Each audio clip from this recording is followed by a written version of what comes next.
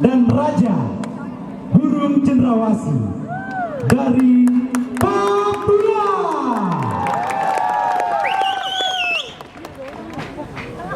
Selamat malam kita semua di malam hari ini. Para pemuda dari ujung timur Negara Kesatuan Republik Indonesia akan menampilkan tarian yang berasal dari suku Asmat. Di malam yang berbahagia ini, Provinsi Papua akan menampilkan tarian tobe. Tarian tobe adalah tarian tradisional dari suku Asmat. Tarian ini sering digunakan jika ada upacara adat tertentu. Dulu tari perang dilakukan ketika kepala suku memerintah rakyatnya untuk perang. Tetapi karena sudah ada larangan pemerintah tentang perang suku, maka tarian ini digunakan untuk menyambut tamu. Dan dalam tarian ini ada dua suku yang akan berperang, di mana salah satu suku akan kalah. Tari tobe atau tarian perang ini biasanya diperankan oleh 20 penari atau diantaranya 18 penari pria dan 2 penari wanita. Tetapi di sini kami menggunakan 7 penari pria dan 5 penari wanita.